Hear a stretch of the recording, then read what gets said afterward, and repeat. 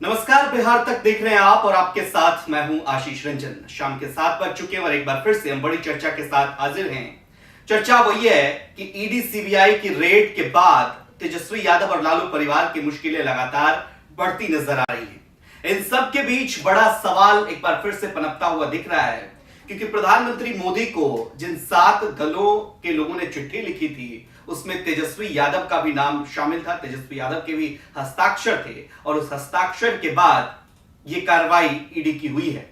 नीतीश कुमार का बयान भी आता है, क्योंकि नीतीश हमेशा इन सब विषयों में चुप्पी साध के रखते हैं, कोई स्टेटमेंट नहीं देते हैं। लेकिन जब उनसे पट्टा में पत्रकारों ने पूछा तो उन्होंने भी जवाब दिया कि 2017 के बाद ये 2023 का समय चल रहा है और 5 वर्षों के बाद कमोबेश स्थितियां दोहराती नजर आ रही हैं। जब हम महागठबंधन में आते हैं तभी इस तरह की कार्रवाई होती है।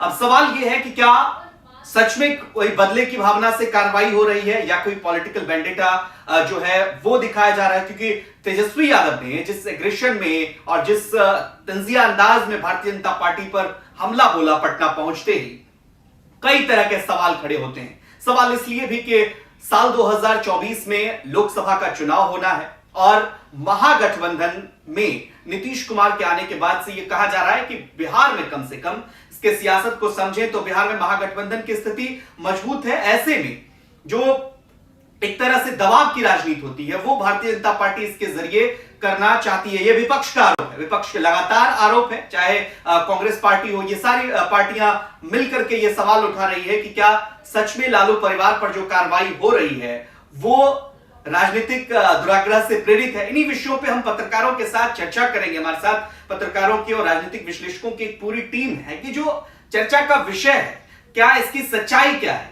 क्या जांच एजेंसियां स्वायत्त नहीं है या फिर सरकारों के हिसाब से जो भी सरकारें आती हैं उस हिसाब से जांच एजेंसियां काम करती हैं। और ऐसे में लालू परिवार पर जो कार्रवाई हो रही है कहीं ना कहीं इसके पीछे भारतीय जनता पार्टी का हाथ है।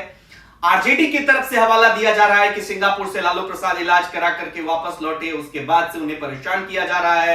राजश्री जो तेजस्वी की पत्नी है, प्रेगनेंसी के आखिरी स्टेज में है, उनसे भी पूछताछ की गई, जबकि उनका नाम इस मामले में नहीं है। इन पूरे समीकरणों को हम समझने की कोशिश करेंगे या ये भी समझने की कोशिश करेंगे कि आरजेडी क्या सच में यहां पर कोई ऐसा दाव खेलना चाहती है कि एक सहानुभूति वोट जो है उसके आधार पर भी काम करना चाहती है। तमाम तरह के पक्ष हैं, इन सभी पक्षों को हम समझने की कोशिश करेंगे। हम मेहमानों का रुख कर लेते हैं। रमेश तिवारी सर हैं, एग्जीक्यूटिव एडिटर हैं आज तक के। सर बहुत बहुत स्वागत है आपका। हमारे साथ आलोक पांडे जी हैं, पॉलिटिकल एनालिस्ट हैं, सर आपका भी बहुत बहुत स्वागत। और विनय कुमार जी हैं, बिहार और झारखंड की राजनीति पर गहरी समझ रखते हैं, सर आपका भी बहुत बहुत स्वागत। विनय जी, आज शुरुआत आपसे करते हैं। जिस तरीके से ये कार्रवाई हुई है और टाइमिंग को लेकर के सवाल उठा है कि चिट्ठी उधर चिट्ठी लिखी गई, इधर ईडी का छापा पड़ गया, इसका कोई कनेक्शन आप देखते हैं क्या? देखिए, दो तरह की बातें हैं। अगर आप लालू जी के पक्ष को देखेंगे तो लालू जी की तरफ से जरूर कहा जा रहा है या उनके समर्थक कह रहे हैं कि ये चुनाव के मद्देनजर विपक्षियों को तंग किया जा रहा है। लेकिन एक सवाल उठता है कि भाई नीतीश कुमार 17 साल से मुख्यमंत्री, उन पर क्यों नहीं छापा पड़ता है? क्योंकि वो ईमानदार व्यक्ति हैं। नवीन पटनायक ईमानदार व्यक्ति हैं तो उन पर छापा नहीं पड़ता है। लंबे समय तक ये लोग मुख्यमंत्री रहे हैं और अभी मुख्यमंत्री हैं, सेवा कर रहे हैं। अगर नीतीश कुमार का आप ट्रैक रिकॉर्ड देखेंगे तो रेल मंत्री रहे और 90 में वो केंद्र में विश्वनाथ प्रताप सिंह की सरकार में कृषि राज्य मंत्री बने, लेकिन उन पर कोई भ्रष्टाचार का आरोप नहीं लगा, उन पर कोई परिवारवाद का आरोप नहीं लगा। फिर लालू यादव जी पर परिवारवाद का आरोप लगता है, जातिवाद का आरोप लगता है और फिर ईडी का वो कहते हैं कि हमको परेशान किया जा रहा है। लेकिन अगर चारा घोटाला से आप देखिएगा, जब 96 में उन पर केस दर्ज हुआ था तो उस समय देवगौड़ा की सरकार थी। देवगौड़ा की सरकार किसके समर्थन से थी? उस पार्टी के जनता दल की वो सरकार थी और जनता दल के उस समय अध्यक्ष थे लालू प्रसाद यादव। उसके बाद देवगौड़ा के बाद गुजराल जी बने प्रधानमंत्री और गुजराल जी के समय में उनको 17 जुलाई 97 में उनको जेल जाना पड़ा पहली बार।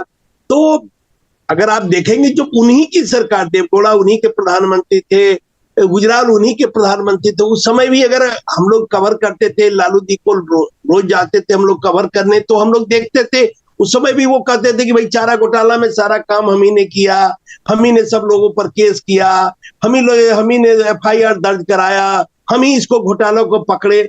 लेकिन जब विपक्ष के नेता सुशील मोदी से लेके ललन सर, सवाल ये है विनय सर, सवाल ये है कि जिस तरीके से आज जो कार्रवाइयां हुई हैं पिछले 2-3 दिनों से, जो आरजेडी की कार्रवाई चल रही है, रमेश तिवारी सर आपका रुख करते हैं, जो वो बात कह रहे हैं इन दावों में तो सच्चाई है, लेकिन सवाल यह है रमेश तिवारी सर, आज जो कार्रवाइयां हुई हैं उसके टाइमिंग को लेकर के सवाल उठा है। राजनीति का एक धड़ा या राजनीतिक विश्लेषकों का एक धड़ा यह मानता है कि यह कार्रवाई बदले की भावना से की गई कार्रवाई है, लालू परिवार को परेशान किया जा रहा है।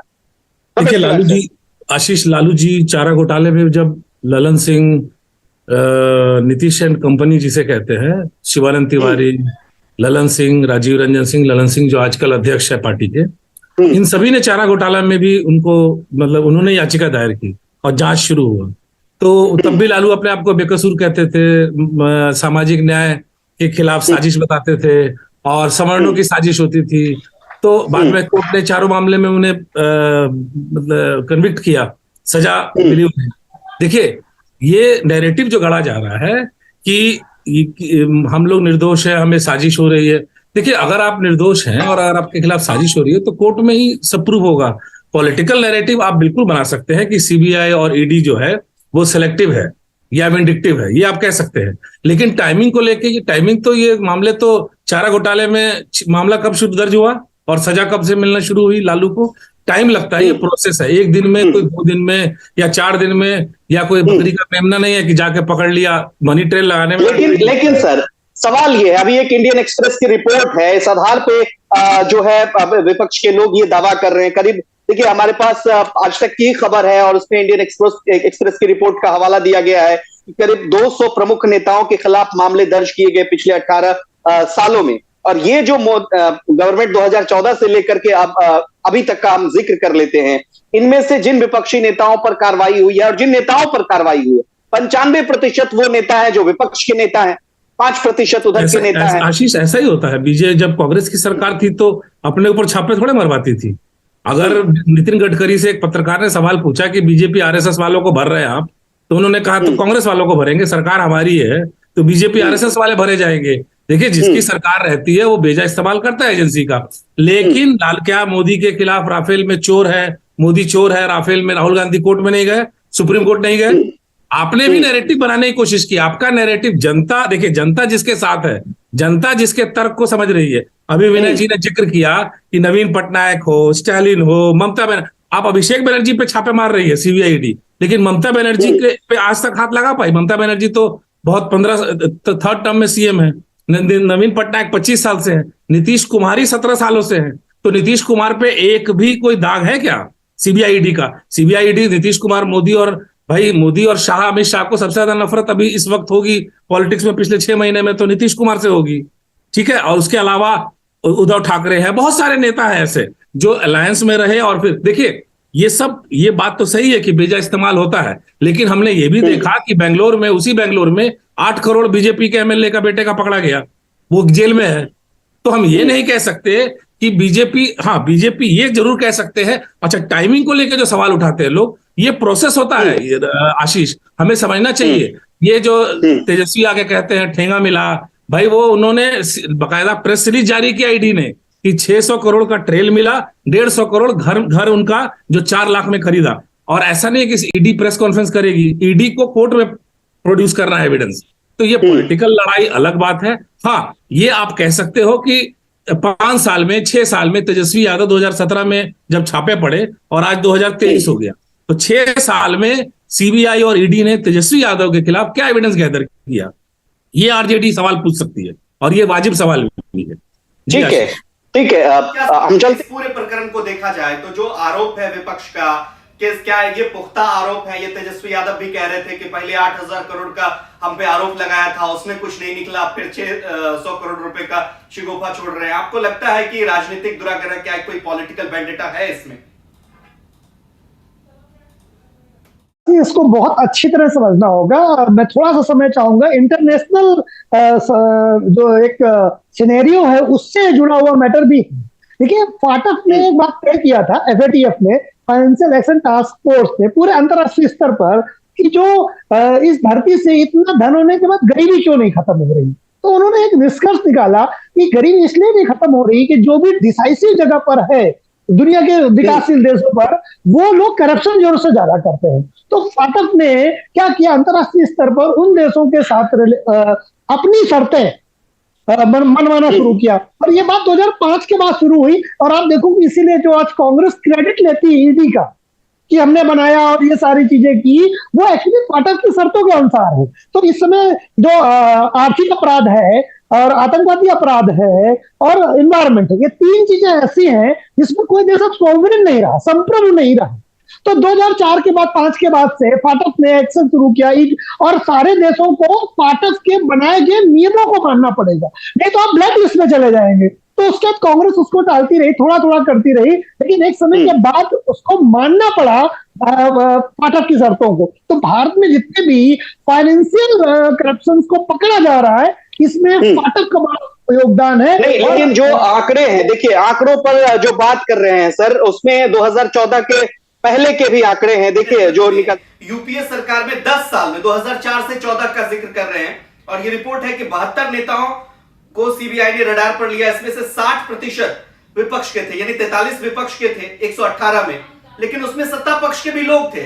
यहां आंकड़ा 95% है। इसी को लेकर के विपक्ष जो है हमलावर है।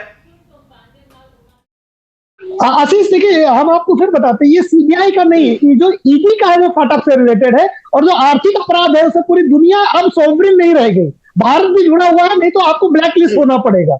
इवन देन आप मानिए कि फाटक में जुडिशरी भी आ रही है, नहीं अब आपको आने वाले समय में यह सुनाई देगा कि न्यायाधीशों के छापे होने लगेगा और लगेगा कि ये मोदी सरकार करवा रही है। नहीं, आप मानिए ये चीजें बहुत अंतरराष्ट्रीय स्तर पर चीजें मैनेज्ड हैं। हाँ, इस समय की जो वर्तमान सरकार है वो उसको उस प्रक्रिया को धीमी नहीं करे, क्योंकि आप देखिए G20 के यहाँ सम्मेलन हो रहा है और आप फाटक अगर कोई नई नेगेटिव रिपोर्ट देती है तो भारत की छवि बहुत खराब हो जाएगी। तो इसलिए अब और अभी 7 मार्च में एक नए सिस्टम लागू हुआ है जिसके तहत कार्रवाइयां और तेज होंगी, क्योंकि सितंबर में अभी फाटक के जो मेंबर्स आएंगे वो देखेंगे भारत में इकोनॉमिक कार्रवाइयां कैसी चल रही है। तो आप दुनिया का कोई देश आर्थिक अपराध करके और बहुत लंबे समय तक बच नहीं सकता। तो इसमें वर्तमान सरकार भी चाहती है कि पकड़े जाए लोग और वो फाटक से बाध्य है। अब रहेगी कि केवल विपक्ष के लोग ही क्यों आ रहे हैं, ये आप मान के चलिए कि बहुत लंबे समय तक ये नहीं होने वाला है। ठीक है, वर्तमान राजनीति पर बात कर लेते हैं, वर्तमान राजनीति पर बात कर लेते हैं।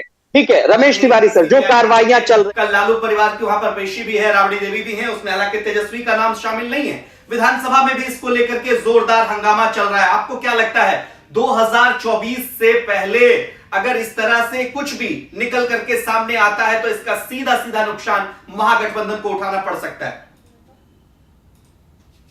देखिए, महागठबंधन को नुकसान उठाना ना पड़े, लेकिन बीजेपी ने जो मतलब ये तो वैसे तो मुझे लगता है कि ये 15 तारीख को सीबीआई का कल जो है लालू फैमिली, लालू राबड़ी और मीसा देवी को अपियर होना है 16 अभियुक्तों के साथ। ये चार्जेस फ्रेम हो गए थे अक्टूबर में ही, लैंड फॉर जॉब स्कैम है। लेकिन तेजस्वी का ये जो डेवलपमेंट है इससे जरूर आरजेडी थोड़ी अनसेटल हुई है। लालू राबड़ी और मीसा तो उस 16 अभियुक्तों में है जो चार्जशीट फाइल हुई है राउज एवेन्यू कोर्ट में, जल्द कल अपियर होना है। लेकिन तेजस्वी पे अनसेटल इसलिए हो गया कि तेजस्वी पे दबाव बना रही थी आरजेडी। पॉलिटिक्स इसके पीछे सियासत समझिए। आरजेडी लगातार नीतीश कुमार जेडीयू पे दबाव बना रही थी कि नीतीश कुमार अब चूक गए हैं, अब सियासन खाली करो कि तेजस्वी आते हैं और अब बैठा दो। तो ये जो माहौल था, ये नैरेटिव जो पिछले 6 महीने से अगस्त से बिल्डअप किया जा रहा था, शिखंडी कभी बताया जा रहा था नीतीश जी को, कभी कुछ किस तरह से बयानों से जो बयानवीर थे आरजेडी के। और आजकल सुधाकर सिंह कल बहुत अच्छा बताया था, तो सुधाकर सिंह आजकल बयान भी नहीं दे रहे हैं, बस सिर्फ और सिर्फ रामचरितमानस पे ही चर्चा हो रही है ज्यादा से ज्यादा। और रामचरितमानस पे भी जब चर्चा हो रही है तो भागवत के बयान का जिक्र किया जा रहा है कि भागवत से हमें लीगलिटी मिली, कानूनी वैधता दी जा रही है। खैर, देखिए मुद्दा ये है कि ये जो पॉलिटिक्स, ये देखिए ये सिर्फ परसेप्शन का बैटल है। मोदी साहब ये दिखाना चाहते हैं, अगर सीबीआई ईडी उनके अधीन काम करती है तो अगर वो ये दिखाना चाहते हैं मैसेज कि मैं भ्रष्टाचार ना खाऊंगा ना खाने दूंगा, जो उनको छोड़ूंगा नहीं, इसी प्लैंक पे वो आए हैं। जनता के इसी प्लैंक पे, इसी नारे से, ना मैं खाऊंगा ना खाने दूंगा। और हम और आप चाहे जितना दलील दे लें, जनता को समझ में आता है कि बीजेपी वाले इक्का दुक्का भी पकड़े गए तो परसेप्शन बिल्ड करने में मदद मिलती है। हाँ, ये जरूर है कि कुछ नेता, ये जो विपक्ष ये समझा रहा है, जो कि विपक्ष की तर्क बात में दम हो सकता है, मान लीजिए थोड़ी देर तक हम मान लें कि तेजस्वी यादव, मुझे लगता है तेजस्वी यादव के खिलाफ जो जांच चल रही है वो बहुत ही शिथिल गति से है, क्योंकि 2017 में भी छापे पड़े थे और अब 2023 में फिर से छापे पड़े। उसकी टाइमिंग को लेकर मुझे भी शक और शुबा है। लेकिन लालू जी दूध के धूले हैं, राबड़ी देवी दूध की धूली हैं, ये तो उल्टे भी नहीं कहा ना। मैं और आप बाद में लड़ेंगे ठीक है, बिल्कुल बिल्कुल बिल्कुल इसी परसेप्शन पर, क्योंकि देखिए सर, हम लोग इसीलिए पत्रकारों के साथ चर्चा करते हैं कि नहीं, मतलब जनता के सामने जाना चाहिए और निश्चित रूप से बिहार तक हमेशा दोनों पक्षों को उठाता रहा विनय जी। इन सब के बीच आप कैसे देखते हैं इस पूरे परसेप्शन को? चूंकि रमेश तिवारी सर कह रहे हैं कि परसेप्शन बैटल है, लेकिन विपक्ष जो कह रहा है वो ये कह रहा है कि जिन जिन नेताओं ने प्रधानमंत्री के खिलाफ बोला या फिर जो भी विपक्ष के नेता आवाज उठाते हैं उन्हीं के खिलाफ कार्रवाई शुरू हो जाती है और एकदम तुरंत एक्शन के साथ कार्रवाई शुरू हो जाती है। क्या ऐसा मानते हैं आप? चूंकि आप ये झारखंड में भी आपने देखा और अब बिहार की राजनीति में तो लगातार देख रहे हैं, कैसे समझते हैं इसे? इस बात में कितनी सच्चाई है और क्या इस चीज को जनता नहीं समझ रही है? देखिए, सबसे बड़ी बात क्या है कि अगर आप परसेप्शन तो बनाना पड़ता है जनता के बीच में, और लड़ाई होगी चुनाव जनता के बीच जाना पड़ेगा मैदान में। लालू जी भी कहते थे कि फैसला जनता करेगी, और हम लोग देखे हैं कि जब सीबीआई वगैरह का चारा घोटाला में जब लालू जी का नाम आया और उनको जेल जाना पड़ा तो उनकी लोकप्रियता कोई बहुत नहीं घटी। उनका जो वोट बैंक है वो वोट बैंक अभी भी इंटैक्ट है उनका, तो वोट बैंक बहुत उनका कड़वा नहीं रहा है। लेकिन वो जनता में ये देना चाह रहे हैं, वो मैसेज या उनके लोग देना चाह रहे हैं कि भाई जो हमारी पार्टी, हमको तंग और तबाह किया जा रहा है।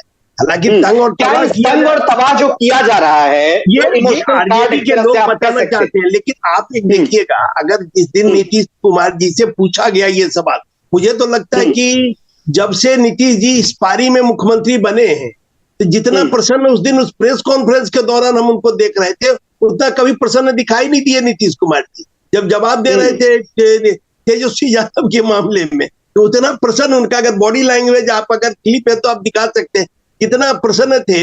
जबकि इस पूरे पीरियड में जब से मुख्यमंत्री इस बार बने बीजेपी के सहयोग से, जब उनकी पार्टी 43 पर सिमट गई तो बहुत अंदर से बहुत डरे हुए थे नीतीश कुमार और बहुत घबराहट में थे, क्योंकि बीजेपी का उन पर प्रेशर था और फिर बीजेपी से वो अलग हो गए। इसीलिए क्योंकि बीजेपी के लोगों की बात मानने के लिए वो तैयार नहीं थे, थोड़ा सा असुविधा महसूस कर रहे थे बीजेपी नेताओं के साथ, खास करके जो प्रदेश अध्यक्ष है उनसे। लेकिन इन सब के बीच बड़ा सवाल की राजनीति जो है, रमेश तिवारी सर आपके पास आएंगे, लेकिन आलोक पांडे जी, बिहार की राजनीति लगातार जो है करवट बदल रही है। कल तक जो बिहार विधानसभा में एक शांत सा माहौल था, आज उसमें एक बार फिर से तेजी देखने को मिली। हालांकि ईडी सीबीआई की कार्रवाई पर आज कुछ नहीं हुआ, लेकिन आरजेडी जो है, चूंकि विधानसभा भी लगातार चलता रहेगा, अभी उसमें वक्त है, आरजेडी कह रहा है कि नहीं, अध्यादेश लाए नीतीश कुमार। इस तरह की जो कार्रवाई हो रही है, बदले की भावना से यह कार्रवाई की जा रही है। अगर नीतीश कुमार पर कोई दबाव आरजेडी बनाती है, क्या नीतीश कुमार इससे सहमत होंगे? कोई अध्यादेश लाया जाएगा जिसमें ईडी सीबीआई को राज्य आने के लिए राज्य सरकार के परमिशन लेने की जरूरत पड़ेगी, जैसे बंगाल में हो रहा है? आशीष, ये बात समझ ले हमारे दर्शक की, ईडी के लिए कोई अध्यादेश बिहार सरकार नहीं ला सकती, रोक ही नहीं सकती है। ईडी राज्य सरकारों की सीमा से बाहर है, ऐसा कांग्रेस सरकार बना चुकी है। केवल सीबीआई के लिए है। ईडी से इसीलिए नेताओं को नींद नहीं आती है कि सीबीआई आ जाए चलेगा, ईडी ना है, ये नया पकड़ रहा है, इससे नहीं बच सकते।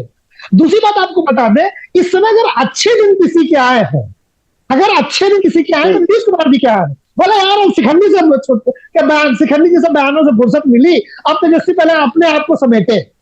तो इस समय मोदी जी ने जो अच्छे दिन अगर किसी के ला दिए बिहार में, तो एक व्यक्ति है वो नीतीश कुमार है। सबसे ज्यादा खुश ये है क्योंकि आप मान के चलो आरजेडी इस बात के लिए तैयार बैठी थी कि नीतीश कुमार को पदच्युत करके और तेजस्वी को मुख्यमंत्री बनाना है।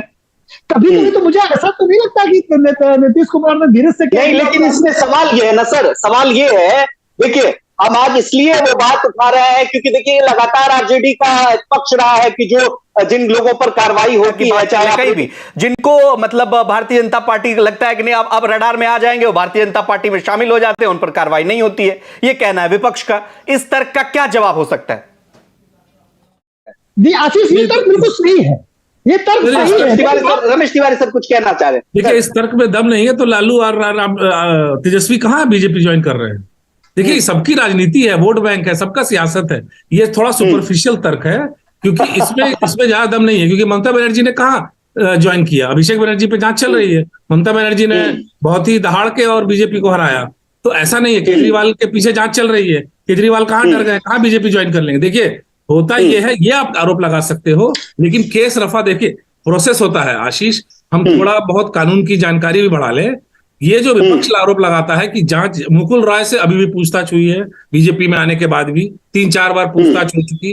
हेमंता बिस्वा शर्मा को कोर्ट ने जो राहत दी वो कोर्ट की तरफ से मिली। जिसपे रेड्डी ब्रदर्स पे जिसपे आरोप लगाते हैं येदुरप्पा पे, उनको कोर्ट से राहत मिली। ठीक है। अच्छा सर, क्या ये लगता है, क्या ये सच है? इन पे भी जरा प्रकाश डालने की कोशिश करें सर। क्या ये मतलब आप इस तर्क से सहमत होते हैं? क्योंकि ये बात मीडिया से लेकर आवाम, सोशल मीडिया तक के प्लेटफॉर्म पर लोग उठाते रहते हैं कि जो उनके करीबी होते हैं, आप जिक्र कर। हाँ, कमाल किया है आशीष कि बीजेपी की वॉशिंग मशीन में जो आता है वो धुल जाता है, वो बेदाग हो जाता है। वो लेफ्ट वाले हो, अमित शाह का स्वागत केरला में इसी तरह से हुआ, बंगाल में भी हो रहा है कि जो बीजेपी की वॉशिंग मशीन में आता है धुल जाता है। भाई मोदी इसी प्लैंक पे आए थे। देखिए ये जो बात कह के ना आप इनडायरेक्टली मान रहे हो कि हम करप्ट है, तो आप दूसरे को भी पकड़ो। यानी आप खुद एडमिट कर रहे हैं तेजस्वी यादव। मुझे विपक्ष के इसी तर्क से आपत्ति है कि अगर आप ये तर्क देते हो कि बीजेपी के वॉशिंग मशीन में जो आके धुल जाता है, तो आप ये मान रहे हो कि हम करप्ट है, और आप दूसरा भी तर्क बीजेपी वाला में दम हो सकता है। इस तर्क का वाजिब तर्क है, और लोग भी इसको समझें कि ये गलत को दूसरे गलत से जस्टिफाई नहीं किया जा सकता। हम इसीलिए अब ये नहीं कह सकते कि बीजेपी वाला अगर आरजेडी वाले या जगन रेड्डी, सॉरी क्या कहते हैं, केसीआर और उनकी बेटी अगर करप्ट है या शराब घोटाले में है कि तो इसमें बीजेपी के लोग भी हैं। और देखिए कोर्ट का ऑप्शन तो आशीष हमेशा है, कोर्ट में तो आप कभी भी जा सकते हैं किसी के खिलाफ। और ऐसे बहुत सारे मामले हैं जो मोदी के कार्यकाल में ही, इस गवर्नमेंट जब से आई है बीजेपी की, बहुत से मामले कोर्ट में गए हैं और कोर्ट से राहत उनको नहीं मिला विपक्ष को। तो ये कहना कि सिर्फ और सिर्फ ये देखिए परसेप्शन का बैटल है, अल्टीमेटली बात वही। जी विनय जी, क्या ये परसेप्शन का बैटल है जो बात कह रहे हैं कि राजनीतिक मतलब इस तरह कोई प्रेरित तथ्य जो रमेश तिवारी सर दे रहे हैं कि परसेप्शन बैटल नरेंद्र मोदी यहां पर जीतना चाहते हैं या भारतीय जनता पार्टी यहां पर जीतना चाहती है, लेकिन मामला तो कोर्ट का है। लेकिन इससे फायदा किसका होता दिख रहा है 2024 में? क्योंकि अब मामला इसको सिर्फ यहां तक, कोर्ट तक नहीं, आगे 2024 भी है। अगर भारतीय जनता पार्टी ये मैसेज डिलीवर करने में सक्सेसफुल हो जाती है तो इसका सीधा सीधा फायदा उसको मिलता दिख रहा है। क्योंकि अभी जो है एक सहयोगी के जाने का और सत्ता के जाने का चीज जो है वो भी कम नहीं हुआ है। क्या इस तर्क से आप सहमत हैं? देखिए एक दो अभी मांग जो चल रहा है, आप उसकी चर्चा कर चुके हैं कि सीबीआई को जांच के पहले परमिशन लेना चाहिए, जो बंगाल में है। उस तरह की मांग आरजेडी के नेता कर रहे हैं और नीतीश कुमार पर दबाव बनाने की कोशिश कर रहे हैं। लेकिन मुझे लगता है नीतीश कुमार के मन में कभी कभी चाहत होती है प्रधानमंत्री बनने की। तो अगर उनको जिस दिन लग जाएगा कि प्रधानमंत्री अब नहीं बन सकते हैं, तो फिर वो पलटी मार सकते हैं और वो दबाव की राजनीति में नहीं रह सकते। जान लीजिए एक चीज, नीतीश कुमार का जो चरित्र है, हम लोग बहुत करीब से उनको देखे, बहुत करीब से उनको कवर किए हैं। बहुत दबाव में, दबाव की राजनीति बर्दाश्त नहीं करते।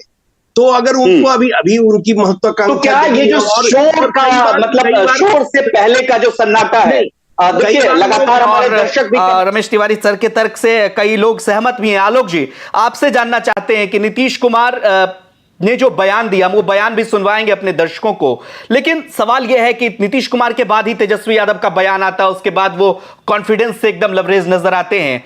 नीतीश कुमार अपनी छवि को लेकर के हमेशा से वैसे नेता रहे, भले उन पर पलटी मारने का आप आरोप लगा ले, लेकिन यह भी फैक्ट है कि नीतीश कुमार पर कोई कार्रवाई नहीं हुई। 17 सालों से वो मुख्यमंत्री हैं और अब उन्होंने इस मामले पर टिप्पणी की। प्रधानमंत्री को जो चिट्ठी लिखी गई उसमें भी नीतीश कुमार का हस्ताक्षर नहीं है। कैसे देखते हैं इस पूरे प्रकरण को? लेकिन उन्होंने समर्थन जरूर किया है। यह बात नीतीश कुमार ने कहा है कि 2017 में जब हम साथ थे तब ईडी ने छापा मारा था, उस समय कुछ नहीं निकला था और हमने सवाल पूछा आरजेडी से, जिसके बाद माकूल जवाब नहीं आया तो हम फिर से भारतीय जनता पार्टी में चले गए और अभी दोबारा कमोवेश सिचुएशन वही क्रिएट कर दिया गया, फिर से छापेमारी जारी है। तो यह नीतीश कुमार भी एक तरह से सपोर्ट करते दिखे यहां पर। क्या लगता है आपको? मुझे लगता है कि नीतीश कुमार जी ने ओरल तो कुछ भी कहा, रिटर्न में तो साइन नहीं किया ना, तो लेटर लिखा गया था। इसका मतलब कि ओरली जो मतलब जहां लिखित में देना है, नीतीश कुमार ने संकेत दिया है कि 2024 का ठीक है तो ठीक है, अगर प्रधानमंत्री नहीं बने तो लौट के बुद्धू घर को। आप ये समझिए नीतीश कुमार भी अनप्रिडिक्टेबल है। एक्चुअली अनप्रिडिक्टेबल इसलिए है क्योंकि वो खुद ही नहीं उन्हें पता होता है कि अगले सुबह वो क्या करेंगे, तो इसलिए उनको प्रेडिक्ट करना संभव नहीं हो जाए। सुबह सोचते हैं कि आज किसके साथ बेनिफिट है, आज आरजेडी के साथ बेनिफिट है या बीजेपी के साथ बेनिफिट है, बोले आज आरजेडी, बोले बने रहेंगे। 6 महीने रोज सोचते हैं, 6 महीने बाद साल हो गया, चलो बीजेपी चलते हैं। तो ये है, इसलिए उनको प्रेडिक्ट नहीं। अब इतना पानी सर से ऊपर चला गया है। रमेश तिवारी सर, क्या लगता है नीतीश कुमार के लिए क्या वो फिर से विकल्प खुला है? क्या वो फिर से विकल्प खुला है नीतीश कुमार के लिए? क्योंकि 2017 में देखिए, कल भी जब शशि हमारे साथ जुड़े हुए थे, वो बता रहे थे कि कल विधानसभा में जब विपक्ष का हंगामा चल रहा था, भारतीय जनता पार्टी ने इस मुद्दे को जोर शोर से उठाया था, तो एक गुप्त मुलाकात होती है नीतीश कुमार और तेजस्वी यादव की। फिर से जो वो बॉन्डिंग है वो बनती दिख रही है। नीतीश कुमार भी इस बात को कहीं ना कहीं समझ रहे हैं कि अब वो फैसला नहीं ले सकते 2017 में जो उन्होंने ले लिया था। देखिए उसने गुलाटी ही मारी, इस बार पलटी ही इसलिए मारी कि प्रधानमंत्री वाला जो सपना आया, कुछ इंटेलेक्चुअल और कुछ दोस्तों ने और कुछ पत्रकारों ने उन्हें सब्ज बाग दिखाया। लालू यादव ने उसमें बहुत हवा दे दिया कि बस आप ही है, आप ही है, आप ही आप है। और उन्हें, मुझे अभी भी ये लगता है कि वो उनके पास कोई विकल्प नहीं है, क्योंकि बीजेपी ने उनको टाटा बाय बाय बोल दिया है। बीजेपी ये अब मानती है कि हमें भविष्य की राजनीति कर रही है, हमें 2-4 देखिए बीजेपी, हम बार बार जिक्र करते हैं, बीजेपी अगर 2000 अभी बीजेपी 17 सीट पे है बिहार में, जेडीयू उनके साथ है नहीं। बीजेपी को लगता है कि हम उस 17 से बेटर करेंगे, उस 17 से हम बेहतर करेंगे, 303 सीट में उतना तो हम ले आएंगे, क्योंकि 303 ये अलाइज थे। तो अलाइज जब चला गया तो बीजेपी का बिहार से 17 सीटें आई थी, तो बीजेपी को ये पूरा भरोसा है कि जो लेकिन तेजस्वी यादव के कॉन्फिडेंस को कैसे देखते हैं आप? तेजस्वी यादव का और कॉन्फिडेंस है आशीष, वो आके थोड़ी बोलेंगे कि भैया मैंने 150 करोड़ का जो फ्लैट है वो 4 लाख में ले लिया है, घर बंगला। आप ये उम्मीद करते हैं क्या? लालू जी आज तक नहीं बोलते। सवाल ये है सरकार में जब कोर्ट से लालू जी कन्विक्ट हो गए 4 मामले में, क्या उन्होंने कभी आके बाहर बोला कैमरे पे आके कि हाँ मैंने चोरी की है, मैं किया है, बोला है क्या? वो सुप्रीम कोर्ट की चलेगा। सवाल ये है, कोई भी भ्रष्टाचार अगर इतना बड़ा मुद्दा होता, अगर इतना बड़ा, एक दर्शक ये दर्शक सवाल कर रहे हैं रमेश तिवारी सर कि भ्रष्टाचार अगर इतना बड़ा मुद्दा होता तो फिर आरजेडी आज सत्ता में क्यों होती, बीजेपी से बड़ी पार्टी क्यों होती? बड़ी पार्टी क्यों होती? कास्ट पोलराइज, जैसे रिलीजियस पोलराइज सोसाइटी होती है, हिंदू मुस्लिम हो जाता है कई राज्यों में, वहां कास्ट पोलराइजेशन है। हम लोग बता रहे हैं कि अभी भी आप कई गांव में चले जाइए जहां तो भारतीय जनता पार्टी के लिए कास्ट पॉलिटिक्स नहीं है, सिर्फ आरजेडी के लिए। नहीं, बीजेपी भी खूब कास्ट पॉलिटिक्स करती है, ये कौन कह रहा है? कोई भी दूध का धुला नहीं है। बिहार में आप एक सीट नहीं जीत सकते आशीष, इस मुगालते में कोई ना रहे। जितना आरजेडी करती है उतना ही बीजेपी करती है। आरजेडी क्या कहते हैं उसको, रॉ फॉर्म में करती है, सीधा सीधा आमने सामने करती है, ट्रांसपेरेंट करती है। बीजेपी पर्दे के पीछे कर सकती है। और मैं और आप छोड़िए पत्रकारों को, नेताओं को, पत्रकार हो, पुलिस हो, पूरा बिहारी समाज, आप किसी भी गांव में चलिए, देखिए जाति हर जगह है, जाति, लेकिन बिहार में जाति जिस स्टाइल में जी जाती है, जो जातिगत पहचान है, आइडेंटिटी है, जो सुबह से शाम तक लेके जो हम ओढ़ के चलते हैं साथ, वो अद्भुत है। तो उसमें, उस सोसाइटी में अभी भी आरजेडी का 30% वोट कहीं नहीं गया। और वो 10 मामलों में कन्विक्ट हो जाएं, वो उस वोट को लालू यादव जीते हारे, सत्ता में रहे ना रहे, लेकिन वो 30% वोट जो मुस्लिम यादव है वो जेब में लेके ही रहेंगे पिछले 30 सालों से अभी तक उनके साथ। ठीक है विनय जी, क्या आप इस बात से सहमत हैं कि जाति की राजनीति जो है वो हावी हो जाता है? भ्रष्टाचार कोई बड़ा मुद्दा नहीं है। ये दर्शक और ये भी लिख रहे हैं कि सिर्फ एक परिवार को, लालू परिवार पर ही इस तरह की कार्रवाइयां क्यों हो रही हैं? आप दर्शकों का सवाल भी हम लेते जाते हैं। विनय कुमार जी, जो रमेश तिवारी सर कह रहे थे जाति की राजनीति जी बताइए। एक बार बोल दूं, जो इस दर्शक ने सवाल पूछा है, अगर रमेश तिवारी भ्रष्टाचार करेगा तो सीबीआई ईडी रमेश तिवारी घर भी आएगी। ऐसा नहीं है, जाति देख के नहीं आती है। बहुत जगह अभिषेक बनर्जी ब्राह्मण ही है, तो अभिषेक बनर्जी जो है वो जातिगत जो एंगल देख रहा है। अगर रमेश जी, चारा घोटाला में जगन्नाथ जी भी जेल जाते रहे, और क्या जेल गए, जेल गए। और जबकि जगन्नाथ जी जब भी हमसे मिलते थे तो कहते थे कि मैं निर्दोष हूँ। लालू जी भी यही कहते थे कि मैं निर्दोष हूँ। बराबर जब लालू जी को हम लोग कवर करते थे 97, 96 में, तो कहते थे हम निर्दोष है, हमने कोई अपराध नहीं किया। जब बिल्कुल जेल में सही। जाते थे और कोर्ट में हाजिर होते थे उस दिन भी हम लोगों से यही कहते थे, कहना तो काम है लेकिन जब आप गलत किए तो आपको सजा मिलेगी। हमने कैसे शुरू में आपसे कहा भाई नवीन पटनायक पर क्यों नहीं चार्जेज है, नीतीश कुमार पर क्यों नहीं चार्ज, क्योंकि ये लोग ईमानदार पॉलिटिशियन। तो जो ईमानदार पॉलिटिशियन, ममता बनर्जी ईमानदार पॉलिटिशियन, जो ईमानदार पॉलिटिशियन है उन पर तो कोई चार्जेज है नहीं। आपने भ्रष्टाचार किया और ये तिकड़म की राजनीति होती है, बचने बचाने की राजनीति होती है, बड़े बड़े लॉयर रखे जाते हैं। आप सोचिए जो लोग कन्विक्ट करते हैं आपको, उनको कितना मशक्कत करना पड़ता है, क्योंकि हम लोग डे टू डे रिपोर्टिंग के दौरान ये अनुभव किए हैं कि उन पर कितना दबाव होता है, ईडी पर, सीबीआई पर, उनको खरीदने की कोशिश होती है, क्योंकि बड़े बड़े लोगों के खिलाफ आप मामला चला रहे हैं, उनके जान पर जोखिम में डाल के वो केस करते हैं और कितना मैंने परिवार को बचा के चलते हैं। बहुत तरह का प्रेशर होता है उन पर और उसके बावजूद भी वो दोषियों को सजा दिलाने में सक्षम। तो वैसे ईडी और सीबीआई के अफसरों को तो सैल्यूट भी किया जाना चाहिए कि जिस तरह से उन्होंने यूएन विश्वास वगैरह ने जिस तरह से हिम्मत करके लालू जी के खिलाफ किया, तो ये बधाई के पात्र है ऐसे अफसर। लेकिन चूंकि समाज हमारा ऐसा है और जो जातिगत की बात की जा रही है, तो जाति तो हर जगह पूरे देश में है। परसेप्शन बैटल की बात कर लेते हैं और बिहार पॉलिटिक्स पे जरा फोकस करते हैं। जो बात आप कह रहे हैं इसमें दम है, जरूर दम है कि अधिकारियों को भी काफी मुसीबतों का सामना करना पड़ता होगा। देखिए रमेश तिवारी सर और आलोक पांडे सर दोनों सहमत हो गए कि अधिकारियों पर भी एक मनोवैज्ञानिक दबाव होता है, भाई कौन कब सत्ता में आ जाए और किसकी कब शामत आ जाए, ये बहुत मुश्किल होता होगा उन सब के लिए। लेकिन इन सब के बीच बिहार की राजनीति में जो परसेप्शन बैटल की बात लगातार उठ रही है, रमेश तिवारी सर उठा रहे हैं या आलोक पांडे जी उठा रहे हैं, आपको लगता है एक तरफ जाति की राजनीति अगर इतनी ही हावी है तो आने वाले 2024 में इसका फायदा किसको देखते हैं? जाति के लिहाज से तो जो अभी विधानसभा में समीकरण ये कि 2010 में लालू जी को, इसी लालू जी को तमाम जातिगत समीकरण के बावजूद 22 सीट विधानसभा में मिला। उसके बाद 2015 के चुनाव में नीतीश कुमार ने उनको ताकत देने का काम किया और तब नीतीश कुमार और लालू यादव की जोड़ी मिली, तब वो सरकार बनी थी उस समय। फिर से लालू नीतीश की जोड़ी साथ है सर, एक बार फिर से लालू नीतीश की जोड़ी साथ है। तो नीतीश लालू की जोड़ी, इसीलिए नीतीश कुमार की लोकप्रियता आज भी है, क्योंकि नीतीश कुमार जो है एक ऐसा फैक्टर बिहार की राजनीति में, हम उनको अनप्रिडिक्टेबल नहीं मानते हैं। नीतीश कुमार बहुत शातिर और चतुर राजनीतिज्ञ है। लालू यादव भी चतुर और शातिर राजनीतिज्ञ है, जान लीजिए। अगर लालू यादव 24 घंटा राजनीति करते हैं, नीतीश कुमार 24 घंटा राजनीति करते हैं और कहाँ क्या है सब चीज की जानकारी रखते हैं, तो वो अपने सुविधा के अनुसार, क्योंकि राजनीति का अल्टीमेट आजकल सेवा नहीं हो गया, राजनीति का अल्टीमेट हो गया कुर्सी।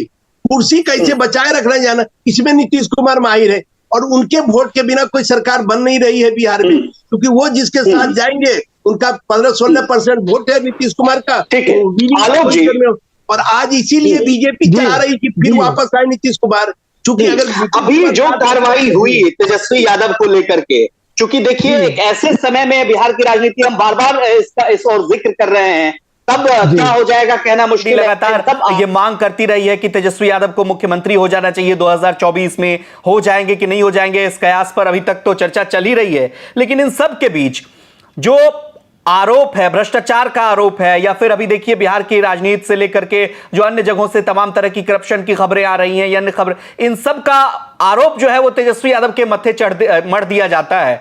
इसलिए तेजस्वी यादव ज्यादा आक्रामक अब नजर आ रहे हैं और भारतीय जनता पार्टी से लेकर के आरएसएस तक पर हमला बोल रहे हैं। नहीं, देखिए बिहार की राजनीति में जैसा और पूरे भारत की राजनीति में करप्शन एक छवि में थोड़ा डेंट और इमेज को अच्छा घटाता बढ़ाता है, लेकिन जहां जाति गोलबंदी इतनी स्ट्रांग हो, उनका वोट थोड़ा घटने वाला हो, तो कहते हैं फंसा रहे हैं दूसरा हमारे नेता को फंसा रहे हैं, क्या सब लोग करप्ट नहीं? तो उसका वोटर तो और गोलबंद होता है, लामबंद होता है, इसका नुकसान वोट के रूप में नहीं आने वाला है। लेकिन बस जो अभी नीतीश कुमार के दुर्दिन आने वाले थे वो थोड़े टल गए, थोड़ा सा आरजेडी रक्षात्मक हो जाएगी, पहली बात। दूसरी बात आपको पता है नीतीश कुमार को हम ओवर एस्टिमेट करते हैं।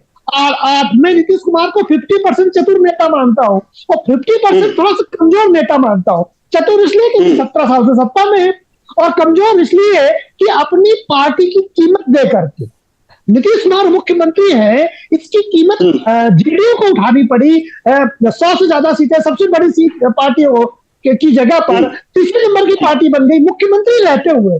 तो नीतीश कुमार इतने चतुर नेता है कि अपनी पार्टी की बलि देते हैं, अपनी पार्टी को कमजोर करते हैं, तब मुख्यमंत्री बने रहते हैं। एक आखिरी हिस्से में हम इस बात पर भी चर्चा कर लें। इन पूरे प्रकरण में आप देखें तो एक जो सहानुभूति का फैक्टर है वो भी निकल करके सामने आया है, और अभी तेजस्वी चूंकि युवा हैं, उनकी एक फैन फॉलोइंग अच्छी है, इस बात से इनकार नहीं किया जा सकता।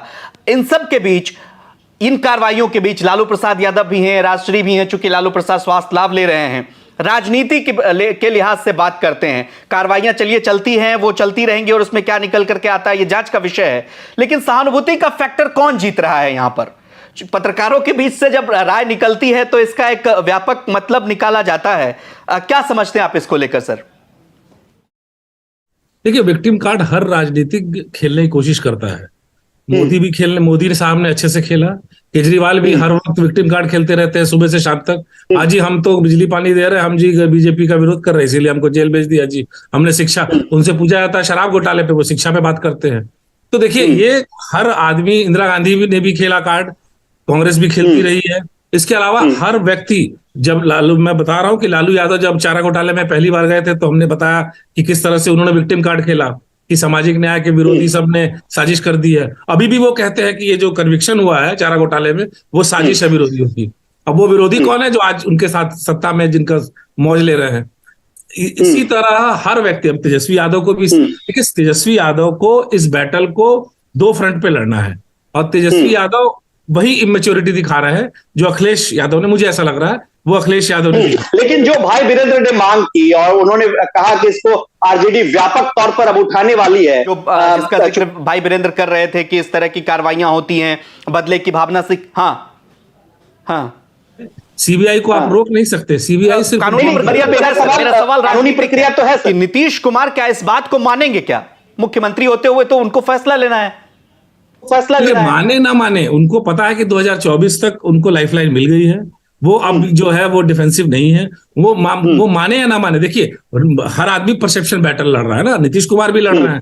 नीतीश कुमार प्रधानमंत्री पद के उम्मीदवार है, उनको ये लगता है कि कहीं ना कहीं मोदी साहब अटक जाएंगे, बीजेपी अटक जाएगी और मेरा नंबर आ जाएगा, मैं कंसेंसस कैंडिडेट हो सकता हूं। यही उनका सपना होगा, यही उनको उम्मीद होगी। तो इसीलिए वो जो है वो अपनी बेदाग छवि बार बार धो के और वो पेश कर रहे हैं कि मेरे पे शरीर पे कोई दाग नहीं है। उसी तरह बाकी लोग भी हैं। तो ये सारी, देखिए ममता बनर्जी चाहे जितना भी व्यक्तिगत हमला कर ले, लेकिन वो मोदी पे हमले से बचती हैं, अमित शाह और बाकी लोगों पे टारगेट करती हैं। इसी तरह तो देखिए, ये जो प्रक्रिया है, नैरेटिव गढ़ा जाएगा, लेकिन इसमें ये कह देना कि टाइमिंग की 2017 में ऐसा हुआ था, देखिए ये सब तो तर्क गढ़ दिए जाते हैं। अचानक नीतीश कुमार जी को एक दिन सपना आता है कि अब बीजेपी के साथ नहीं रहना है, फायदा नहीं है, उसी तरह उनको गढ़ देते हैं। इन तमाम तर्कों के बीच सवाल ये है कि जनता इन सब चीज से कितना रूबरू होती है, जनता क्या क्योंकि फाइनल डिसीजन और सत्ता किसको ताज पहनाना है, किसको ऊपर बिठाना है, किसको नीचे खिसकाना है, ये सब जनता तय करती है। विनय जी, आप क्या मानते हैं इन सब के बीच यहां पर सहानुभूति का फैक्टर जो है, क्या वो तेजस्वी यादव मतलब जीत पाएंगे लोगों तक? चूंकि मैसेज ये भी डिलीवर किया जा रहा है कि उनकी पत्नी जो मात्र 2 साल पहले, जिनकी 1.5 साल पहले शादी हुई, उन तक को परेशान किया जा रहा है। ये सहानुभूति फैक्टर, क्या तेजस्वी यादव जीत पाएंगे यहां? नहीं, सुशील कुमार मोदी जो बहुत सीनियर लीडर हैं बिहार के, उन्होंने कहा कि राजश्री वगैरह से कोई पूछताछ नहीं की गई, जो सुशील मोदी का इस तरह का बयान आया। नहीं, तेजस्वी ने कल खुद कहा, कल तेजस्वी ने प्रेस तेजस्वी यादव ने भी कहा। और दूसरी बात यह है कि नैरेटिव तो बनाएंगे ही ना, अपने लोगों में अपनी छवि बनाएंगे। लीडरशिप का मामला है भी, आरजेडी के अंदर भी स्वीकार्य लीडरशिप तेजस्वी यादव को, इसलिए आप देखेंगे कि उतना बावजूद जगदानंद के बेटा उतना विरोध करने के बावजूद भी लालू यादव जगदानंद के बेटे पर कार्रवाई नहीं कर रहे। क्यों नहीं कर रहे, आप समझिए चीजों को। क्योंकि हर आदमी दांव पे चल रहा है। नीतीश कुमार अगर दांव चलते हैं तो लालू यादव भी दांव चलते हैं, क्योंकि दोनों अगर कर सकते तो शतरंज के माहिर खिलाड़ी मतलब माहिर खिलाड़ी मैं ये समझने की कोशिश कर रहा हूं आप तीनों मेहमानों से, ये समझने की कोशिश कर रहा हूं जो आरजेडी और जेडीयू के अंदर जो ये शीत युद्ध चल रहा है, इसके मायने क्या है? क्या दोनों पार्टियां सिर्फ ये समझती है कि हम सत्ता में हैं जेडीयू की वजह से, जेडीयू सत्ता में है हमारे वजह से, और इन दोनों के बीच दोनों की चुप्पी है? और आरजेडी को भी सत्ता में आना जरूरी है, क्योंकि जानते हैं आप चुनाव में पैसों की बड़ी भूमिका है। अगर आप सरकार में नहीं रहेंगे तो चंदा चिट्ठा आपको नहीं मिलेगा, आगे दो दो चुनाव होने वाला है, 24 में लोकसभा का चुनाव, 25 में विधानसभा का चुनाव, तो पार्टी को फंडिंग भी चाहिए, तो इसलिए सत्ता में चाहिए, तो इसलिए तालमेल होना चाहिए। नीतीश कुमार अपना कुर्सी बचाए रखने के लिए, चूंकि उनको परेशानी हो रही थी बीजेपी में, जब तक सुशील मोदी बिहार के नेता थे, उप मुख्यमंत्री थे, कंफर्ट जोन में थे, सुशील मोदी से उनकी ट्विनिंग बहुत अच्छी थी, लेकिन बाद के जो मुख्यमंत्री बने या प्रदेश अध्यक्ष बने, उनसे उनकी ट्विनिंग बनी नहीं, खास करके विधानसभा अध्यक्ष से ट्विनिंग बनी नहीं। तो नीतीश कुमार थोड़ा इस मामले में क्या है कि कोई कंप्रोमाइज करना नहीं जानते हैं, वो समझौता नहीं कर सकते, उनका अपना एक सिद्धांत है, एक अपनी नीति है। ठीक है, यही सवाल रमेश तिवारी सर, देखिए जो बात ये कह रहे हैं विनय सर, इसमें भी तर्क में दम है कि सत्ता में बने रहती होती है, और कोई कहा जाता है कि गायदान करने के लिए यहाँ पे नहीं है। जो बात निकल करके सामने आ रही है, आरजेडी और जेडीयू दो ऐसे दल हैं जो दोनों एक दूसरे के विपरीत ध्रुव पर खड़े नजर आते हैं, और दोनों की सियासत ही ऐसी रही है। वक्त की मजबूरी ने दोनों को करीब कर दिया।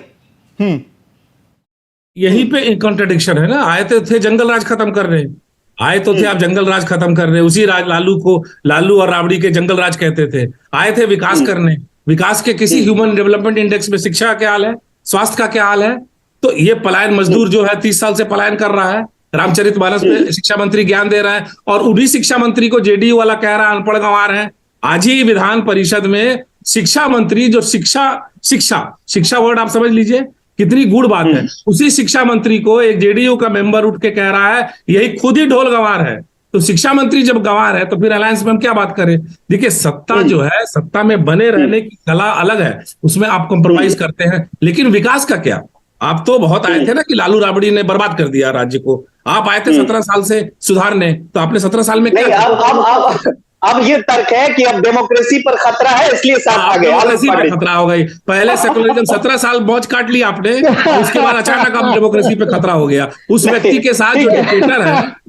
तो ये तो हास्यास्पद है ना, ये तो बिल्कुल मतलब मूर्ख बनाने, मतलब पब्लिक, ये जो नैरेटिव है ये बच्चों वाला नैरेटिव है, और ये पब्लिक के साथ आने का फायदा आप देख रहे हैं। आप इस तरह से सहमत? देखिए दोनों पार्टियों का अपना जो है वोट बैंक है, अपना आधार है। तेजस्वी यादव नए उभरते हुए चेहरे हैं, और नीतीश कुमार कहीं ना कहीं सियासी तौर पर उनकी मजबूरी भी है, क्योंकि अकेले दम पर बिहार में कोई पार्टी जो है सरकार नहीं बना सकती। भारतीय जनता पार्टी ने भी इस चीज को देख लिया 2015 में प्रयोग करके, भले वो अभी एकला चलो की नीति पर है, लेकिन दोनों दल समझते हैं एक दूसरे की जरूरत को, और इसका बैटल क्या वो जीत पाएंगे? आपको ऐसा लगता है? देखिए आशीष, जो अभी बहुत पीछे जाएंगे तो सबसे लगे कि नहीं नीतीश कुमार और ये मिल करके गढ़ती, जब कागज में तो बड़ा मजबूत दिखते हैं दोनों मिला करके, लेकिन जो भी उपचुनाव हुए पिछले 3-4 महीनों के अंदर है, उन उपचुनाव में आरजेडी जेडीयू के मिश्रण से, मिलन से कोई बहुत वोट बैंक के रूप में एक ड्रामेटिक परिवर्तन नहीं आया, ये एक कमी है। लेकिन फिर भी ये कहना कि नीतीश कुमार और जेडीयू आरजेडी मिलकर लड़ेंगे तो जीत नहीं पाएंगे, बहुत जल्दबाजी होगी कहना। जीत भी सकते हैं, लेकिन बीजेपी को पूरी तरह से नष्ट कर देंगे और बीजेपी उड़ जाएगी आरजेडी जेडीयू की आंधी में, ये तो नहीं दिखता। अभी हाल ही के जो 3 उपचुनाव हुए उसमें एक बीजेपी जीती, एक और मतलब बीजेपी और एक में जेडीयू जीती, और मतलब कोई बहुत बड़ा परिवर्तन हमें दिखाई नहीं देता है। तो इसलिए ये कहना बड़ा मुश्किल है। नीतीश कुमार जी दिन प्रतिदिन कमजोर हो रहे हैं। मुझे तो ये लगता है कि तेजस्वी यादव अगर इनको जितना कमजोर कर देंगे, इनका वोट बैंक हमारे पास आ जाएगा।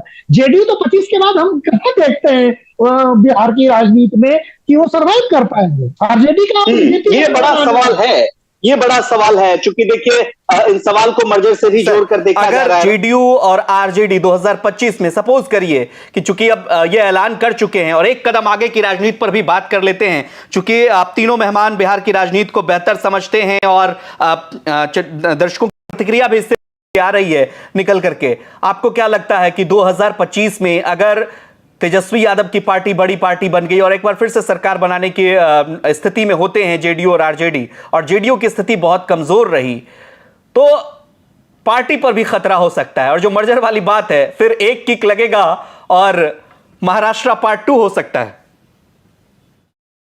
नहीं आशीष, इसमें अटकल हम बेकार कर रहे हैं। ये तो नीतीश कुमार ने खुद ही कहा कि भैया 2025 में तेजस्वी यादव लीड करेंगे। ललन सिंह ने जब बोला तो फिर उसके बाद भी मतलब उन्होंने फिर अगले दिन ललन सिंह ने बयान भी वापस लिया, तो सफाई भी दी। तो ये कंफ्यूजन मैंने और आपने थोड़ी ना पैदा किया है, तो नीतीश कुमार ने खुद ही पैदा किया है।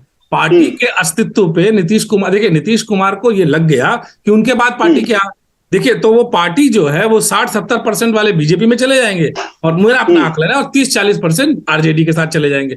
और बीजेपी को नीतीश कुमार व्यक्तिगत अटैक, बीजेपी इसलिए ऐसी बचती है या तेजस्वी यादव आरजेडी, क्योंकि दोनों को उनके वोट बैंक में जो भी बचा कुचा वोट बैंक है, मतलब 2010 वाला तो नहीं है, बहुत कमजोर हो गए, ये बात तो वो खुद ही मानते हैं। अगर वो ये नहीं मानते तो वो थोड़ी कहते कि 2025 में तेजस्वी लीड करेगा। कौन नेता कहता है कि दूसरा लीड करेगा? उत्तराधिकारी कौन घोषित करता है आजकल? तो ये तो वो खुद ही कह चुके हैं कि मैं बहुत कमजोर हो चुका हूं, 2025 में तेजस्वी आएंगे। लेकिन दोनों की नजर, देखिए राजनीति उसी तरफ जा रही है जो एक धुर पे आरजेडी और एक धुर पे बीजेपी, और नीतीश कुमार धीरे धीरे बैकग्राउंड में, ओब्लिवियन में खुद ही जा रहे हैं। वो मैं नहीं, मतलब जो शिवानंद तिवारी कह रहे थे वो बात सच साबित हो जाएगी। विनय जी, आश्रम जाने वाली बात आश्रम जाने वाली बात तो हम शिवानंद जी की बात से सहमत नहीं है। नीतीश कुमार बहुत, आपको बता दें, नीतीश कुमार बहुत मजे हुए नेता है। और जो रमेश जी कह रहे थे कि आगे बढ़ा दिए और ये कर दिए, तो भाई ललन सिंह कंट्राडिक्ट कर दिए, फिर संभालने के लिए ललन सिंह उसको झाप पोत करने का काम किया, लेकिन उन्होंने कह दिया कि कोई हमारा ऐसा निर्णय नहीं हुआ है कि बनेंगे। तो सबसे बड़ी बात क्या है कि अगर नीतीश जी कह दिए उस पर टिके रहेंगे 25 तक की, ये भी बड़ा प्रश्न वाला बात है। चूंकि नीतीश कुमार कई बार कहे कि मैंने हम जहर खा लेंगे या हम कभी बीजेपी के साथ नहीं, फिर जो बीजेपी के साथ गए, तो भाई नेता इन कार्रवाइयों के बीच, इन कार्रवाई पर और क्या करते हैं, एक सवाल और एक सवाल हम सभी मेहमानों से लेना चाहेंगे। आलोक सर, आपसे ही शुरू कर लेते हैं। अन्य पार्टियों में आप महाराष्ट्र के मुख्यमंत्री का भी जिक्र कर लेते हैं, बंगाल के मुख्यमंत्री का भी जिक्र कर लेते हैं, दिल्ली का भी जिक्र कर लेते हैं, और सबकी कड़ी बिहार से जोड़ते हैं। नीतीश कुमार भले एक सर्वमान्य चेहरा हो सकते हैं सबके लिए, लेकिन इन सब के बीच जांच एजेंसियां जब भी इस तरह की कार्रवाई करती है, अन्य राज्यों के मुख्यमंत्री, अन्य राज्यों के नेता, कांग्रेस पार्टी के नेता खुल करके बोलते हैं, लेकिन नीतीश कुमार हमेशा से एक मतलब एक चुप्पी साध लेते हैं और प्रतिक्रिया भी देते हैं, तो ऐसी क्षणिक प्रतिक्रिया होती है, बस मतलब छू करके बाहर वो निकल आते हैं, प्रतिक्रिया देते हैं। इसीलिए देते हैं नीतीश कुमार सोचते हैं बीजेपी के साथ पूरे रास्ते बंद न किए जाए। हालांकि बीजेपी अब नहीं उनको ढोना चाहते, ऐसा लगता है कभी कभी, लेकिन कभी भी लगता है कि राजनीति में संभावनाओं का दौर होता है। अगर नीतीश कुमार फुल लग गए तो फिर जोड़ ले, लेकिन अभी तक जिस तरह से लग रहा है पिछले 3-4 महीने के डेवलपमेंट से, भारतीय जनता पार्टी अब नहीं चाहती नीतीश कुमार के बैसाखी के रूप में आगे चले। ठीक है, और आरजेडी भी रमेश तिवारी सर, आप क्या समझते हैं? आप क्या समझते हैं रमेश तिवारी सर? क्या नीतीश कुमार के नाम से साख का संकट हो गया है। आप जो है ये कोई ये नहीं है कि आज मैं ये खाऊंगा और ये कर दूंगा और उठे और हर साल 2 साल बाद आप पलटते रहे।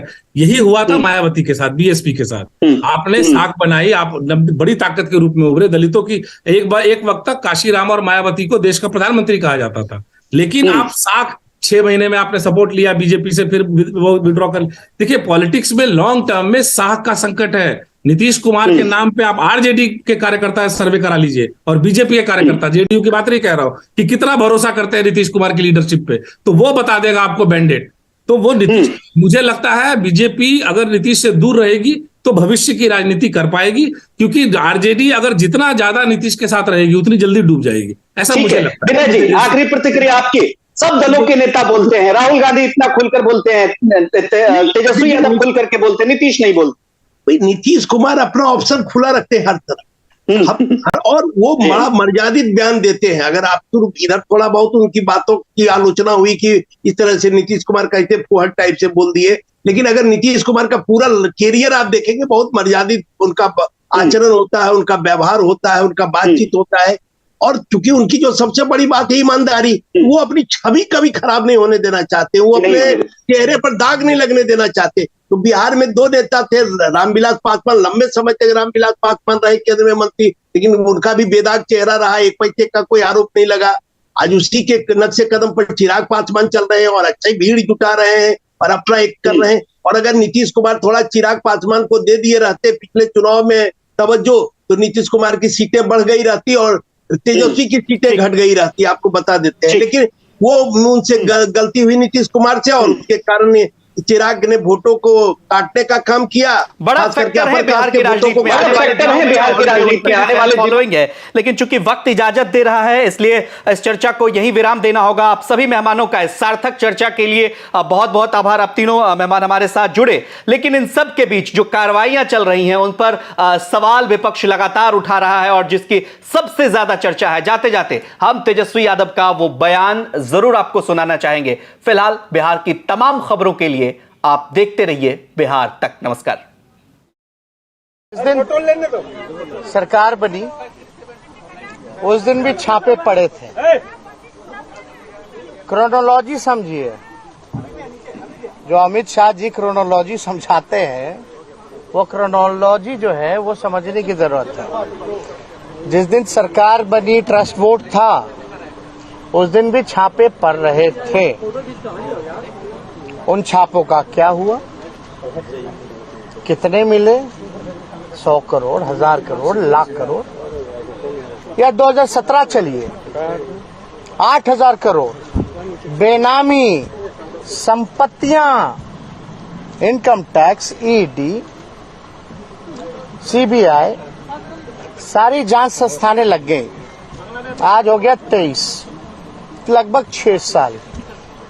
कहाँ गया वो संपत्ति? कहाँ गए वो 1000 रकम, 1000 करोड़ों? कौन लोग एड़ी अलगा अलगा के भाषण देता था? फिर मतलब जो भी इन लोगों के डायरेक्टर हैं, चाहे अमित शाह जी हों या कोई स्क्रिप्ट राइटर होगा इनका, या डायलॉग राइटर होगा, वो बदल देना चाहिए। अब एक ही बात बार बार ठीक नहीं लगता। इस बार फिर 600 करोड़ तेजस्वी के यहां से खजाना, ठेंगा मिला तेजस्वी के यहां से, ठेंगा। पंचनामा दिखाओ, नहीं तो हम दिखा दें। बदनाम करने की राजनीति हद होती है। यानी बीजेपी ने हार स्वीकार कर लिया। तेजस्वी से लड़ने की औकात और भाजपाइयों आरएसएस को एकदम नहीं है। हाथ खड़े कर दिए, सरेंडर कर दिया, भाग खड़े हो गए। इसलिए छापे पे छापा, कौन छापा मार रहा है ये बताने की जरूरत नहीं है। मेरी बहनों के यहाँ कई ऐसी बहन जो राजनीति में हैं भी नहीं, उनके यहाँ भी छापा। हम उनको बता देना चाहते हैं कि ये लोग जो लोग हैं पूरी तरीके से फर्जी एंटायर पॉलिटिकल साइंस वाले लोग हैं, और हम लोग जो हैं रियल पब्लिक साइंस वाले लोग हैं, असल समाजवादी लोग हैं। इनके डराने से, झुकाने से हम लोग झुकने वाले एकदम नहीं हैं। इनकी षड्यंत्र, नकारात्मक राजनीति, फर्जी पॉलिटिकल केस, अफवाह फैलाने की ताकत से लड़ने के लिए इंसान को जिगर चाहिए, और वो जिगर मेरे पास है। जमीन, राजनीतिक जमीन मेरे पास है, और जमीर मेरे पास है, और विचार मेरे पास है। और क्या दिखा रहे आप बताइए। मेरी बहनों के यहाँ अगर छापा पड़ा तो बहन भी रहती है, उनकी सास भी रहती है, उनकी ननद भी रहती है। उनके हाथ का कंगन, कान का पहनने का श्रृंगार का, नाक का श्रृंगार का, पैर का श्रृंगार का इकट्ठा करके फोटो, यूज्ड ज्वेलरी का फोटो खींच करके ईडी जो है लगा रही है। बताइए कितना शोभनीय है। अब आपके घर में भी माँ, बहन, भाभी सब रहता होगा, क्या वो कान में नहीं पहनती हैं? अब 4-5 जगह मारिएगा और वहां 8-10 की संख्या में, 15 की संख्या में महिलाएं होंगी, उनका उतरवा करके फोटो खिंचवा लीजिएगा और कहिएगा कि इतना किलो सोना मिला, इतना किलो सोना मिला। अरे भाई, मेरी बहन अच्छे परिवार में ब्याह दी गई, और ज्यादातर बहनों जिनके यहाँ छापा पड़ा, ज्यादातर बहनें वो थी जो 2012 के बाद भी आई। यानी रेलवे टर्म से किसी को लेना देना नहीं। लालू जी 2005-4 से 9 तक ज्यादातर बहनों की मेरी शादी जो है चौथे नंबर की, 5वीं नंबर की, 6ठी नंबर की, 7वीं नंबर की बहनों की शादी 2012 के बाद हुई। अच्छे खासे परिवार में है, उनका व्यापार है, उनके यहाँ जा करके अगर घर खर्च का पैसा मिलता है, आप समझे 24-25 जगह छापा मारा, हर जगह 1 लाख 2 लाख भी मिलेगा तो 50 लाख तो ऐसे ही हो गया। उससे ज्यादा तो गिरिराज सिंह जी क्या जो चोरी हुआ था उससे ज्यादा पैसा तो वहां था, करोड़ों की रकमें। तो इस तरह का भयावक न्यूज प्रोपेगेंडा सिर्फ इसलिए चालू किया गया कि सीबीआई ईडी के रेडों को सही ठहराया जाए। तो हम लोग डरने वाले लोग हैं नहीं, इनको जो करना है कहना है ये करते रहें। इसलिए हम लोग यहाँ वापस पटना अभी हम लौटे हैं। और आप लोग सब लोग जान रहे हैं, मेरी जो धर्मपत्नी है आखिरी महीना चल रहा है और हमेशा आखिरी महीने में उनको सेहत को लेकर के ज्यादा से ज्यादा देखभाल करना पड़ता है और ब्लड प्रेशर उनका रेगुलर हाई रहता है। और ये सीबीआई वाले ईडी वाले आए यार, आधे घंटे में काम इनका खत्म हो गया, बाकी सारा टाइम ये बैठे रहे। हम लोगों ने चाय पिलाया, खाना खिलाया, बैठे रहे। हम बोले अब हो गया, पूरा घर देख लिया, सब कुछ देख लिया, जगह देख लिया, अब क्यों नहीं जा रहे? तो ऊपर से फोन आ जाएगा तो चले जाएंगे। बैठने के लिए कहा गया ताकि न्यूज चलता रहे। अब आप बताइए, ये स्थिति है। अब इसमें हम क्या कहें? न्यूज लोगों, कुछ लोग तो अलग ही हेडलाइन चलाते हैं। अदानी हम ही है क्या? इस 80,000 करोड़ का हमको लग रहा है देश के अदानी तो हम ही हो गए। सबसे ज्यादा रेड हमारे परिवार में आज तक पड़ा होगा हिंदुस्तान के इतिहास में। सारी एजेंसियां हमारे पीछे लगी होगी। 80,000 करोड़ वाला, ड्रग्स वाला सब गायब हो गया। भाजपा के यहाँ कोई नहीं जाता। तो इसलिए हमने पहले भी कहा था, असल में बौखलाहट जो यहाँ हम लोगों ने चुनौती दी पूर्णिया में और भीड़ देख के जब पगला गई भाजपा, उसी टाइम सरेंडर कर दी थी। करने दीजिए। पहले का क्या हुआ, लड़े, हम जीते कई मुकदमा। अब हर चीज ये सब बताने की चीजें थोड़ी ना होती है। हम लोग चाहते अपना काम जो है बिहार की सेवा करें, बिहार के उत्थान के लिए काम करें। और यहाँ हम लोगों को ये लोग चाहता है कि डाइवर्ट करें। अभी भाजपा ये सब चिल्ला रहा है, जरा पूछेगा ये लोग माफी मांगेगा जो भ्रामक न्यूज चलाया था तमिलनाडु वाला, क्या हुआ? जो हम बोले उस सच था कि नहीं था? निकला कि नहीं निकला सच? ये ऐसे ही करते रहेंगे बेशर्म। शर्म है कोई नाम कोई है इन लोगों पे? और कुछ लोग बीजेपी माइंडसेट के कुछ लोग रहते ही है ना भाई, तो उन खबर चलाते हैं तो उनकी खुशी केवल 10 दिन ही है। बाकी दिन अभी खबर चलाएंगे, ये मिला वो मिला, शेर जैसा दहाड़ेंगे और 10 दिन बाद मियाऊ